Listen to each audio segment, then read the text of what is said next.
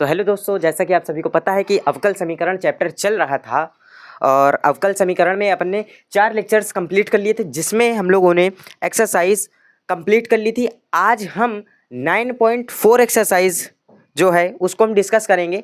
9.4 exercise में हम लोग सीखेंगे कि चरों का पृथक्करण विधि से कैसे हमको अवकल समीकरण को हल करना है। पहले तो हम लोग समझेंगे कि ये चरों का पृथक्करण विधि है क्या चीज़, ठीक है। ये देखेंगे कि इसमें किस तरह से प्रश्न पूछे जाते हैं, कैसे प्रश्नों को हल करना है, सब कुछ देखेंगे हम लोग। तो चलिए सबसे पहले हम लोग देखते हैं कि भैया हमें कैसे पता चलेगा कि हमको यहाँ पर चरों का पृथक्करण विधि लगाना है। सबसे पहले तो हमको ये समझना है कि चरों का पृथक्करण विधि कहाँ पर लगाना है। तो उसके लिए मैं आपको बता दूँ, जहाँ पर भी x और y आप सेपरेट ना कर सकें, ठीक है, जहाँ पर भी आप x और y सेपरेट ना कर सकें वहाँ पर हमको चरों का पृथक्करण विधि लगाना पड़ता है। हमको सेपरेट करके उसको सॉल्व करना पड़ता है, ठीक है। मतलब कि हमें यहाँ पर जब चरों का पृथक्करण विधि कह लीजिए या व्यापक हल कह लीजिए, आपको यहाँ पर 2 टाइप का मिलेगा। एक तो आपसे बोलेगा कि व्यापक हल, एक आपसे बोलेगा विशिष्ट हल, ठीक है। एक आपसे बोलेगा व्यापक हल और एक बोलेगा विशिष्ट हल। देखिए अभी तक हम लोग क्या पढ़ रहे थे, अवकल समीकरण थे उनको हम लोग सत्यापित करना सीख रहे थे, यानी कि प्रूफ करना, यानी कि हमको पहले से ही दी होती थी एक क्वेश्चन, उसको ही हम प्रूफ करते थे, ठीक है। अब हम आगे क्या सीखेंगे, आगे हम लोगों को ये सीखना कि भैया व्यापक हल क्या होता है, विशिष्ट हल क्या होता है, ठीक है। सपोज करिए आपको कोई इक्वेशन दी है, आपको यह अवकल समीकरण दिया है, ठीक है, और इस अवकल समीकरण में से आपको क्या बोल रहा है कि भैया अवकल समीकरण ये दिया है आपको y बराबर, मतलब कि y is not equal to 2, यानी कि y 2 नहीं है, का व्यापक हल ज्ञात कीजिए। इससे तो खैर हमें कोई मतलब नहीं है, ये तो ऐसे फालतू दिया है। अब यहाँ पर समझने वाली क्या चीज़ है, क्या बोल रहा है, व्यापक हल ज्ञात करना है। व्यापक हल का मतलब है कि हमको ये चीज़ दी है, हमको यहाँ से फलन निकालना है, फलन निकालना है, ठीक है, यानी कि इक्वेशन निकालनी है। ये हमको उसका क्या दिया है, ये उसका अवकल समीकरण दिया है, हमको फलन ज्ञात करना है। तो फलन कैसे ज्ञात करेंगे, हमको यहाँ पर दिया है भैया dy/dx, यानी कि फलन तो तभी प्राप्त होगा जब हम इस dy/dx को हटाएंगे। और dy/dx कब हटेगा, dy/dx हटेगा तब जब हम करेंगे इसका क्या, इंटीग्रेशन। मेरी बात को आप समझ रहे हैं ना, कि dy/dx अगर हटाना है तो हमको करना पड़ेगा इंटीग्रेशन, ठीक है। तो अब पहले तो हम लोग ये समझेंगे कि व्यापक हल है क्या। व्यापक हल का आप ऐसा सिंपल समझिए कि भैया आपको यहाँ पर भैया इसको सॉल्व करके dy/dx हटा करके जो भी इक्वेशन बचेगी वो आपका व्यापक हल कहलाएगा, ठीक। dy/dx को हटा करके जो भी इक्वेशन बचेगी वो आपकी क्या कहलाएगा, व्यापक हल कहलाएगा, ठीक है। व्यापक हल में जो व्यापक हल होता है इसमें कांस्टेंट का मान नहीं होता है, ठीक है। और इसी व्यापक हल में अगर हम कांस्टेंट की वैल्यू, इसी व्यापक हल में हम कांस्टेंट की वैल्यू फाइंड करके रख दें, वो विशिष्ट हल कहलाता है। मेरे कहने का आप इतना मतलब समझिए, जैसे सपोज करिए कोई आपको क्वेश्चन दिया है, ठीक, आपने उसको सॉल्व किया, ठीक, उसका आंसर आया tan inverse x plus sine inverse x plus C, ये आंसर आया। मैंने बोला आपने इसको सॉल्व किया, ठीक, सपोज करिए आपने इसको सॉल्व किया, इसका आंसर आया ये।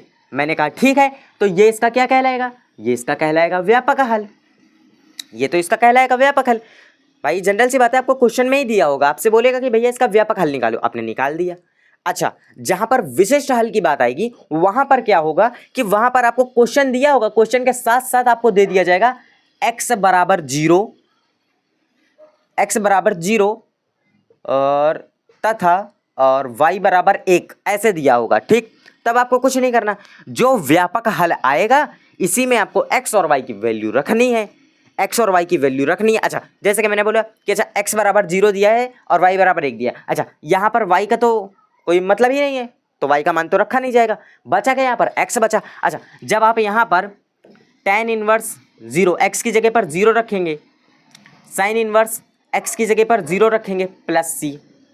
मेरी बात को समझना, आपने इतना किया, ठीक, इतना किया तो भाई जाहिर सी बात है यहाँ पर से कुछ ना कुछ न्यूमेरिकल वैल्यूज़ आएंगी, भाई कुछ भी मान आ सकता है। मैंने बोला कि यहाँ पर कोई भी वैल्यू आएगी, ठीक, तो आप c को उधर भेज करके सेपरेट करके आप यहाँ से मान लीजिए कि c का मान आपने निकाला 10, सपोज करते हैं आपने c का मान यहाँ से 10 निकाल लिया, इसी व्यापक हल से आपने c का मान 10 निकाल लिया। अब आपको क्या करना है, यही निकाला हुआ c का मान आपको उठा करके इस व्यापक हल में रख देना है, ठीक, आप इस व्यापक हल में रखिए। अच्छा, जैसे कि आपने सी का मान मैंने सपोज किया था कि 10 निकाला है, तो हमने क्या किया भाई, हमने सी का मान 10 निकाला है तो 10 रख देंगे। अब ये जो आया ये क्या है, विशिष्ट हल है। ये क्या है, विशिष्ट हल है। सिर्फ इतना सा इसका कॉन्सेप्ट था, कुछ ज़्यादा रॉकेट साइंस वाला इसका कॉन्सेप्ट नहीं था, बहुत सिंपल सा कॉन्सेप्ट था कि भाई आपको अवकल समीकरण दिया है, आपने उसको सॉल्व किया, dy बाई डी एक्स हटाया, क्या मिला आपको, व्यापक हल मिला। अब आपको विशिष्ट हल निकालना है तो आपको वो खुद ही कहेगा, खुद ही प्रश्न में कहेगा विशिष्ट हल निकालिए। आपको कुछ नहीं करना भैया, x बराबर y बराबर जो भी दिया हो आपको रखना है, वहाँ से कांस्टेंट की वैल्यू निकाल करके आपको उसी व्यापक हल में रख देना है, आपका काम हो जाएगा। सिर्फ इतना काम है। अच्छा, इतना आपको डीपली मैंने समझा दिया है, अब इतना समझ में आ गया हो तो बस जल्दी जल्दी से प्रश्नों को हल करते हैं। प्रश्नों को कैसे हल करना है, अच्छा प्रश्न भी इसके कुछ ज़्यादा कठिन नहीं है, बिल्कुल सिंपल सा इंटीग्रेशन, सिंपल सा डिफरेंशिएशन इसमें लगेगा। मतलब है कि एकदम आसान वाला अवकलन, आसान वाला समाकलन, इससे ज़्यादा कुछ नहीं लगेगा। कैसे इसको करना है चलिए देखते हैं। तो अभी मैं एक एग्जाम्पल लिया हूँ, एग्जाम्पल नंबर 9, उदाहरण नंबर 9 आपकी बुक में दिया होगा। तो इसको कैसे हल करना है, मैंने क्या बोला है, पहले प्रश्न को पढ़ो। अच्छा, ये तो मैंने ऐसे रफ बताया था, ठीक, इससे कोई मतलब नहीं अपने को, इससे कोई मतलब नहीं। हम लोग एक्स और वाई की वैल्यू पर वहाँ मतलब रखते हैं जहाँ पर हमको भैया विशिष्ट हल निकालना है, व्यापक हल में इग्नोर कर देते हैं। अच्छा, क्या बोल रहा है, अवकल समीकरण आपको दिया है y is not equal to 2 का व्यापक हल ज्ञात करना है। व्यापक हल ज्ञात करना है, इसका मतलब है हमें फलन ज्ञात करना है। फलन ज्ञात करने के लिए हमको तो ये dy बाई डी एक्स हटाना पड़ेगा। कैसे हटेगा ये समझना इंपॉर्टेंट है। तो आप लोग हेडिंग लगाएंगे हल। हल आपने हेडिंग लगाया, क्या करेंगे, मैंने बोला पहले तो आप इसको ऐसे नोट करिए। आपने इसको किया नोट, ये 2 माइनस वाई, इससे तो कोई मतलब है नहीं। अच्छा, अब यहाँ से आप क्या करिए, x और y को सेपरेट करिए। x वाली टर्म को एक तरफ करिए, y वाली टर्म को एक तरफ करिए। अब यहाँ पर आप लोग को एक गलती नहीं करनी, गलती ये नहीं करनी कि ये जो ऑपरेटर है यानी कि dy और dx, भाई जब आप इसको हटाओगे, इंटीग्रेशन का साइन लगाओगे, तो भाई dy बाई dx तो मल्टीप्लाई में होता है ना। आप लोग ये गलती मत करना कि इसको डिवाइड में कर देना। अच्छा, कि पता चले भाई इसको डिवाइड में कर दिया, पता चले इस dy को इधर भेज दिया, इस मतलब कि आप लोग ये मत कर देना कि इस x वाली टर्म को इधर भेज दिया, ये dx नीचे कर दिया, और ये मतलब कि ये dy नीचे करके 2 माइनस 1 ऐसे कर दिया। तो ये गलती मत करना, क्योंकि कभी भी अगर ऑपरेटर डिवाइड में आ जाए तो वो समझिए गलत हो जाता है। आपको कैसे ना कैसे करके, अगर मान लीजिए आपको नीचे भी दिया है तो आपको इस चीज़ को ऊपर ही रखना है, मल्टीप्लीकेशन में हमेशा रखना है। ना तो आप एडिशन और सब्ट्रैक्शन इसमें नहीं रख सकते, ना तो डिवाइड में आप रख सकते हैं, हमेशा मल्टीप्लीकेशन में रहेगा ये ऑपरेटर। इस चीज़ का ध्यान रखिएगा, यानी कि ये जो dy और dx है ये हमेशा मल्टीप्लीकेशन में होना चाहिए। जैसे कि ये यहाँ पर है, ठीक, एक मिनट, हाँ ये यहाँ पर है, तो जब आप इसको सॉल्व करेंगे तो ये y वाली टर्म है, इस y वाली टर्म को आप इधर भेजिए, यानी कि क्रॉस मल्टीप्लाई कराएंगे तो ये हो जाएगा 2 minus y d y is equal में। अच्छा, ये dx है, हमें तो भाई ऑपरेटर x वाली टर्म है, ये मैंने बोला इधर भेज दो, ठीक है। तो आपने क्या किया, ये x प्लस 1 ये dx मल्टीप्लीकेशन में आ गया। अब मैंने बोला ये सिंपल सा बन गया है। यहाँ पर अपने को क्या ज्ञात करना है, व्यापक हल ज्ञात करना है। क्या करेंगे, हमें dy और dx को हटाना है, जो भी इक्वेशन, जो भी फलन बचेगा वो हमारा व्यापक हल कहलाएगा। तो हम क्या करेंगे भैया, इंटीग्रेशन लगाएंगे। बिना इंटीग्रेशन के इसको हम ऐसे हटा नहीं सकते, डायरेक्ट हमने लगाया इंटीग्रेशन। अब 2 माइनस वाई एक्स प्लस 1, इसका तो इंटीग्रेशन सभी को आता है, बिल्कुल आसान सा है। इसका इंटीग्रेशन तो मेरे को तो नहीं लगता कि किसी को शायद ही ना आता हो, ऐसा तो कुछ है नहीं, बहुत आसान सा है। तो इसको तो आप लोग कर ही लेंगे। अच्छा, जैसे 2 का है, मतलब कि आप लोग जब इसको पूरा प्रोसेस में दिखाइएगा तो ऐसे दिखाइएगा, मतलब कि 2 ऐसे नहीं, एक मिनट, आप पर्टिकुलर सबका सेपरेट करके, इस 2 कांस्टेंट है, 2 को करेंगे बाहर, 1 into d y minus integration का sine y into d y is equal to यहाँ से x इंटू डी वाई, ठीक है, फिर प्लस ये 1 इंटू डी एक्स, सॉरी यहाँ पर मैंने डी एक्स होगा, डी वाई कर दिया, ठीक है। अच्छा, तो भैया 1 का तो y हो जाएगा, यानी कि ये हो जाएगा 2y माइनस y का क्या हो जाता है भैया, y स्क्वायर बाई 2 हो जाता है, इज इक्वल में x का क्या हो जाता है, x स्क्वायर बाई 2 हो जाता है, ठीक, प्लस 1 का क्या हो जाता है, 1 का तो x हो जाता है, 1 का क्या हो जाता है, x हो जाता है। अब इसको क्या करना है भाई, इधर से ये 2 से 2 तो कट ही रहा है, बाकी कुछ कटने पिटने लायक है नहीं। अच्छा हाँ सॉरी, प्लस का c भी तो रहेगा, प्लस का c भी तो रहेगा, ठीक है, इस चीज़ का भी ध्यान रखना, प्लस का c भी यहाँ पर ऐड ऑन होगा, ठीक, प्लस का c भी यहाँ पर ऐड ऑन होगा। अब यहाँ पर एक काम करिएगा, आप लोग इसको थोड़ा सा सेपरेट करके, इसको आप लोग थोड़ा सा सेपरेट करके सॉल्व कर सकते हैं, बिल्कुल। अच्छा, अब इसको आप लोग थोड़ा सा ना सेपरेट करके इसको सॉल्व करने की कोशिश करिएगा, ठीक है। मतलब कि आपको सेपरेट क्या करना है, एक मिनट मैंने पहले ही काट दिया, एक मिनट, हाँ गलती कर दी, मेरे को अभी नहीं काटना है, इसको अभी नहीं काटना है, अभी थोड़ा सा इसको और सिंप्लीफाई करना है। एक मिनट, इसको थोड़ा सा और सिंप्लीफाई करते हैं। 2y माइनस का वाई स्क्वायर अपॉन में 2 is equal to x square upon में 2 प्लस का एक्स प्लस का सी। इसको थोड़ा सा और हमें सिंप्लीफाई करना है। थोड़ा सा कैसे सिंप्लीफाई करेंगे, एलसीएम लेकर के और सिंप्लीफाई करते हैं, ठीक है, नहीं तो आंसर हमारा मैच नहीं हुआ। तो ये 2 ऐसे रहेगा, ये हो जाएगा 4y माइनस का 2y स्क्वायर, ये नीचे तो 2 ही रहेगा और ऊपर हो जाएगा 2x, नहीं एक मिनट, ये गलती क्यों हो रही, ये हो जाएगा एक्स स्क्वायर प्लस का 2x प्लस का 2c। अब आप 2 से 2 को काटिए, अब ये आसानी से सिंप्लीफाई हो गया। अब मेरे को नहीं लगता इसके आगे कुछ बताना पड़ेगा। हाँ बस एक चीज़ का ध्यान रखिएगा, एक्स वाली और वाई वाली इन सभी को एक तरफ करिएगा, या तो नहीं भी करेंगे कोई दिक्कत नहीं, इतने पर भी आप छोड़ सकते। बस ये जो 2c है, 2c को एक नया कांस्टेंट नाम दे दीजिएगा, माना 2c बराबर d। बस 2c की जगह आप d रखेंगे, बस पूरा आंसर आपका 100% करेक्ट होगा। बस करना क्या है भाई, y वाली टर्म है, y वाली टर्म को इधर भेज देना या x वाली टर्म को इधर भेज देना, कोई फर्क नहीं पड़ता है, ठीक, क्योंकि आपने फलन तो निकाल ही दिया है। बस यहाँ पर ये जो 2c है इसको अपन ने नया नाम दिया है d, बस ये चीज़ आइडेंटिफाई कर देना, ठीक। ये है क्या, व्यापक हल।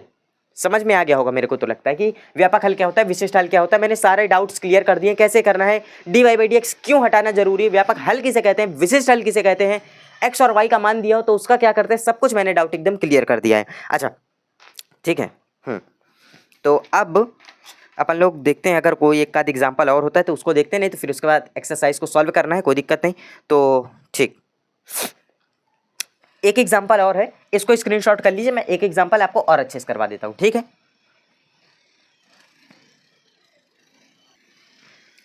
ठीक है, चलिए एक छोटा सा उदाहरण और है, उसको भी देख लेते हैं और फिर उसके बाद हम लोग करेंगे क्या, एक्सरसाइज 9.4 को स्टार्ट करेंगे, ठीक है। बहुत छोटा सा एग्जाम्पल है, बहुत बेहतरीन सा है, मेरे को तो नहीं लगता कि इसको बताना भी पड़ेगा, क्योंकि ये प्रश्न है ही इतना बेहतरीन सा कि इसमें कुछ बताने लायक है ही नहीं, क्योंकि इससे आसान तो मेरे को लगता है कोई प्रश्न ही नहीं मिलेगा आपको।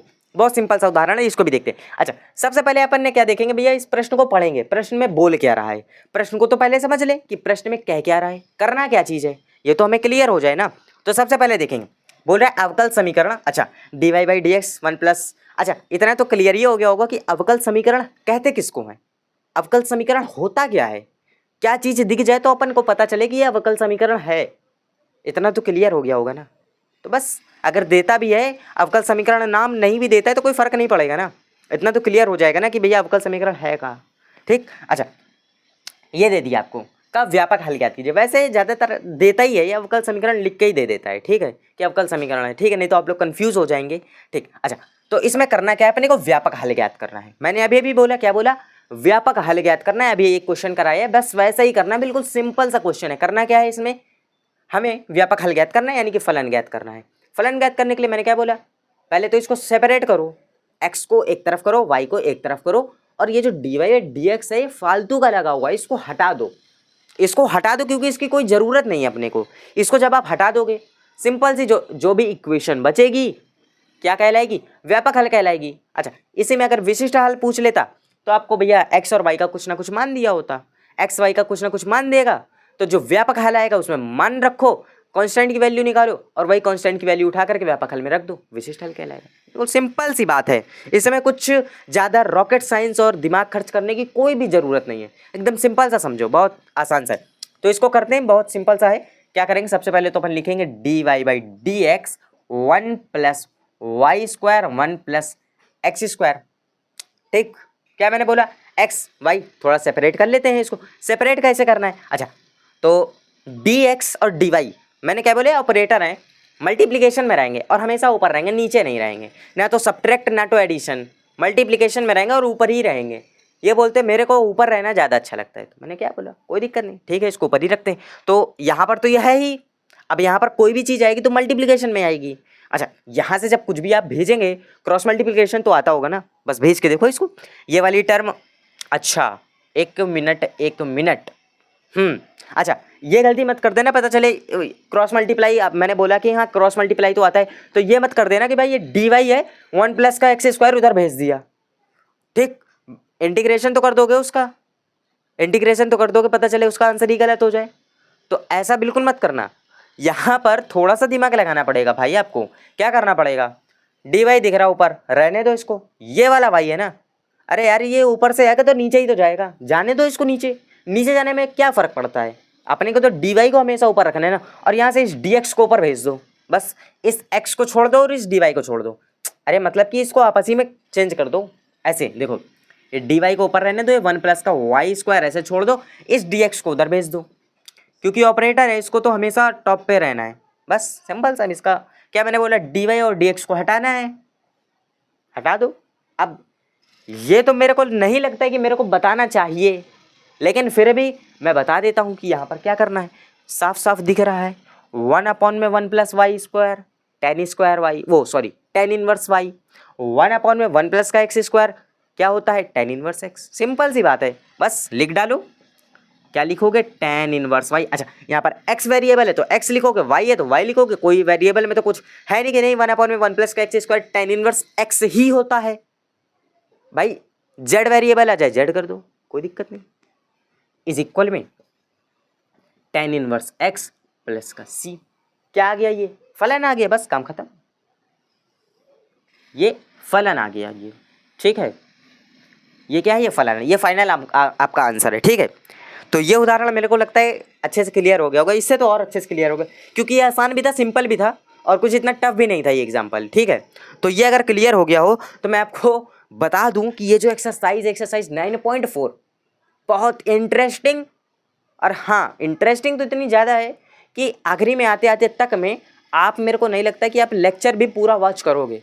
भाई छोड़ दोगे, कहोगे मेरे पल्ले नहीं पड़ रही है। क्यों कहोगे, क्योंकि आगे के जो वर्ड प्रॉब्लम्स मिलेंगे ना, आगे आपको साफ साफ नहीं देगा व्यापक हल ज्ञात करो, व्यापक हल ज्ञात करो, विशिष्ट हल ज्ञात करो, ना ना ना, ऐसे वर्ड प्रॉब्लम्स बना करके देगा ना। आपको सबसे पहले तो समझना पड़ेगा कि इसमें अवकल समीकरण कैसे बनाएं। अवकल समीकरण बना लोगे, फिर व्यापक हल निकालोगे, फिर विशिष्ट हल निकालोगे, फिर जाके अच्छा किसी चीज़ का माने पूछेगा तो वो निकालोगे। तो अगर आप स्टार्टिंग से देखते हुए चलते हो, स्टार्टिंग से एक एक लेक्चर, एक एक पर्टिकुलर पॉइंट को नोटिस करते हुए, एक एक क्वेश्चन, एक एक चीज़ को अगर आप नोटिस करते हुए चलोगे, तो मेरे को नहीं लगता कि आपको कोई प्रॉब्लम होने वाली है, क्योंकि मैं उतनी ही चीज़ें बताऊंगा जितना कि आपको काम आने वाली है, और उतना ही पढ़ना भी चाहिए। उससे ज़्यादा हालांकि पढ़ना चाहिए, लेकिन अभी तो हमारे पास समय इतना ज़्यादा नहीं है ना कि हम एक्स्ट्रा एडवांस चीज़ों को पढ़ सकें। तो फिलहाल जितना हमारे एग्ज़ाम में आने वाला है उतना तो हम कवर ही कर सकते हैं, ठीक है। तो एग्जाम्पल से तो क्लियर हो गया होगा, और कोशिश करेंगे कि 2 से 3 लेक्चर में इसकी एक्सरसाइज को भी ख़त्म करें, फिर अपन 9.5 9.6 जो भी बचेंगे उनको भी क्लियर कर देंगे।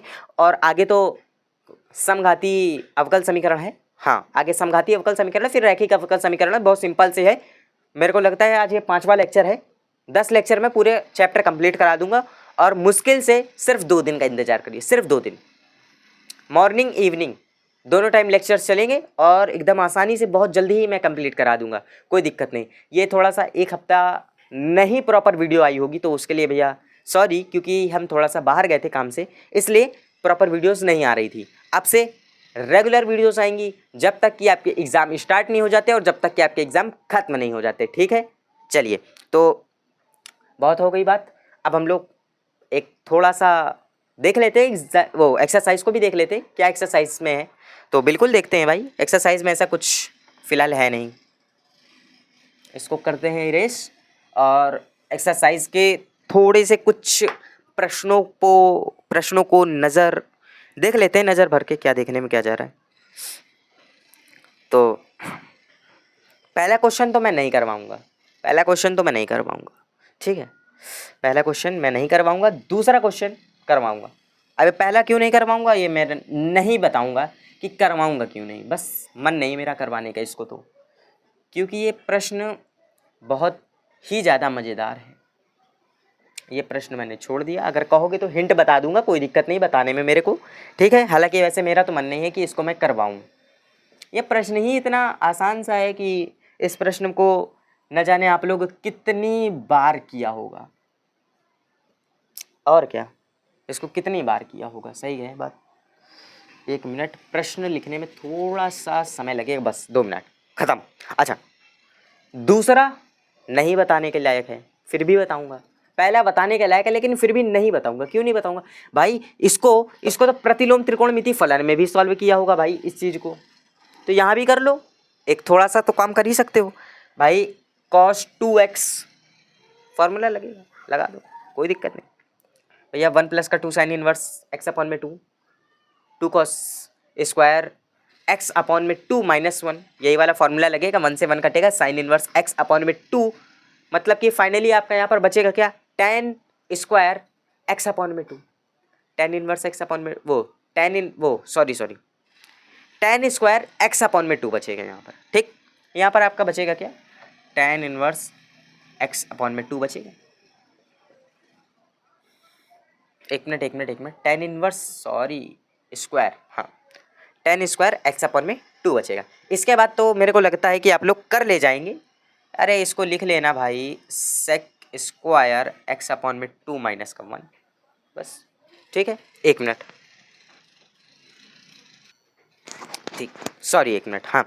तो sec स्क्वायर x माइनस का 1, इसको कर लेंगे आप लोग। अच्छा, sec स्क्वायर x माइनस का 1, इसके आगे तो वो मेरे को लगता है कर लेंगे ना आप लोग। ठीक, तो अगला प्रश्न और देख लेते हैं कुछ, दूसरा तो खैर है ही, और देख लेते हैं आगे कुछ बताने लायक है इसमें क्या।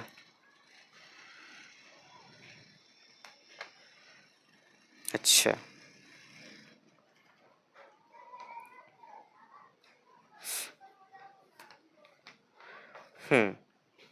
तो कोई दिक्कत नहीं। ठीक, तो यही आज ज़्यादा नहीं करते हैं, आज इतना ही करते हैं क्योंकि कल के लिए भी रखते हैं। हाँ, कल एक लेक्चर और लगेगा 9.4 में, फिर उसके बाद एक लेक्चर और, यानी कि 7वें लेक्चर में जाके कहीं ख़त्म होगा। तो इसको, अच्छा रही बात इसकी, ये क्या हो जाएगा? अच्छा, यहाँ से ये x में है तो dx को तो इधर भेज दोगे, बचेगा क्या? इधर dy, यानी कि इधर dy बचेगा, इंटीग्रेशन लगाओगे यहाँ तो y आ जाएगा सिंपली। अच्छा, sec स्क्वायर x अपॉन में 2, sec स्क्वायर x किसका होता है? tan x/2 हो जाएगा ये, और x का गुणांक डिवाइड में आता है, यानी कि x का गुणांक क्या है? 1/2, यानी कि 2 डिवाइड में आ जाएगा। माइनस का ये 1 है, 1 का क्या हो जाएगा? x हो जाएगा। फाइनली ये आंसर आएगा, बिल्कुल सिंपल। बाकी इसके बीच की कैलकुलेशन थोड़ा बहुत तो करके देखना, मेरे को ये देखना है कि आपको आता भी है कि नहीं आता है। ठीक, इसको करके देखना। और रही बात इस वाले प्रश्न की, ये तो और आसान है, बेहद आसान है। y वाला है, इधर भेजो, इसको थोड़ा सा सेपरेट करो, चरों का पृथक्करण विधि लगाओ, तो ये dx इधर भेज दो, ये हो जाएगा dy अपॉन में 4 माइनस का y स्क्वायर। बस ये dx इंटीग्रेशन का साइन लगाओ पहले, तो dx का तो x हो जाएगा, कोई दिक्कत नहीं, सिंपल सी बात है। अच्छा, 1 अपॉन में ये कौन सा है? ये कौन सा है? ध्यान करो थोड़ा सा, ये क्या है? ए स्क्वायर माइनस का एक्स स्क्वायर। आप बोलोगे भैया ए स्क्वायर कहाँ दिख रहा है? अरे भाई ये 4 लिखा, 4 2 का स्क्वायर होता है कि नहीं? वाई स्क्वायर है तो क्या हुआ? वेरिएबल ऊपर भी वाई है, ऑपरेटर भी तो वाई है, कोई दिक्कत नहीं। तो हम यहाँ पर फाइनली क्या कर सकते हैं? साइन इनवर्स एक्स अपॉन ए का मतलब है वाई अपॉन में 2, बस खत्म, सिंपल सी इतनी सी बात है। इसका आंसर भी यही है। और हाँ, और इसमें जो मतलब कि आंसर आप लोग बोलते होंगे कि भैया बुक से शायद ना मैच करे, तो उसके लिए मैं बता रहा हूँ क्या करना होता है कि बुक में क्या फलन दिखाते हैं, फलन मतलब कि y बराबर, ठीक, y बराबर, तो यहाँ से y का मान निकालो, साइन इनवर्स y अपॉन में 2 है तो साइन इनवर्स को उधर भेजोगे, ये हो जाएगा साइन x, ये बचेगा y अपॉन में 2। अच्छा, यहाँ पर प्लस का c चल रहा है, ठीक है, मैं बोलना भूल गया, 1 मिनट, हाँ यहाँ पर भी प्लस का c है, मिस्टेक हो गई, कोई दिक्कत नहीं। अच्छा, तो अब यहाँ से 2 भी उधर भेज दो, तो 2 मल्टीप्लाई में हो जाएगा 2 साइन एक्स प्लस सी, वाई बराबर आएगा। अच्छा, ये 2 साइन एक्स हो जाएगा प्लस का 2c को एक नया कांस्टेंट नाम दे देना, बस काम खत्म। नहीं तो इतने पर भी आप लोग छोड़ सकते हो, कोई मतलब दिक्कत नहीं, आंसर तो वैसे मैच ही हो रहा है। तो आज के लेक्चर में इतना ही रखते हैं मेरे हिसाब से, बाकी ज़्यादा हो जाएगा, हालांकि मेरे लिए तो कोई दिक्कत नहीं। और बाकी आज के लेक्चर में इतना ही रखते हैं। बाकी नेक्स्ट लेक्चर जो अपन लेक्चर नंबर 6 होगा, 6 लेक्चर में ज़्यादा से ज़्यादा क्वेश्चंस को करने की कोशिश करेंगे, और जितने ज़्यादा से ज़्यादा निपटा सकते हैं उतने ज़्यादा क्वेश्चन को निपटाएंगे, क्योंकि आपने को 9.4 एक्सरसाइज को खत्म करके 9.5 में भी तो जाना है। तो आज के लिए इतना ही, ठीक है, तो मिलते हैं नेक्स्ट वीडियो में, तब तक के लिए भैया जय हिंद दोस्तों, मिलते हैं नेक्स्ट लेक्चर में, ठीक, बाय बाय।